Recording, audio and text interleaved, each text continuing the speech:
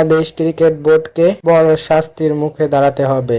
এই জন্য জয় শাহর নেতৃত্বে দুবাইতে আইসিসির বোর্ড মিটিং। দেখা যাক শেষ পর্যন্ত কঠোর শাস্তি হিসেবে কি বাংলাদেশ পায়। আজকেই চূড়ান্ত সিদ্ধান্ত আসার সম্ভাবনা আছে, বাংলাদেশ কি বিশ্বকাপে খেলবে কি খেলবে না। ভারতের একঘেয়ে সিদ্ধান্তের জন্য আজকে বাংলাদেশের বিশ্বকাপ খেলা প্রায় অনিশ্চিত। ভারতকে এক্সট্রা সুবিধা দিয়ে থাকে আইসিসি, বরাবরের মতো এবারও কোনো ব্যতিক্রম কিছু নেই। তাই ভারত চাপ প্রয়োগ করে আইসিসিকে বাংলাদেশকে কঠিন শাস্তির মুখোমুখি দাঁড় করিয়ে দিচ্ছে।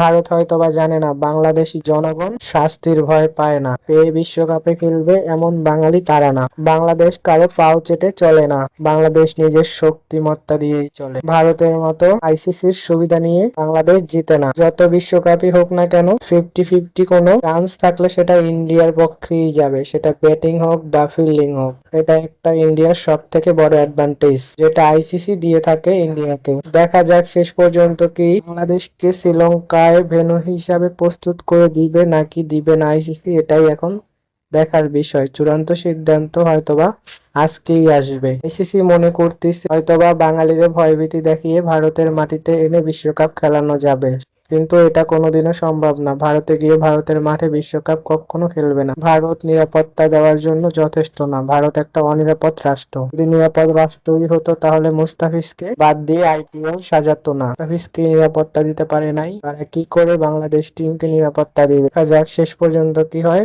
আজকে এতটুকুই।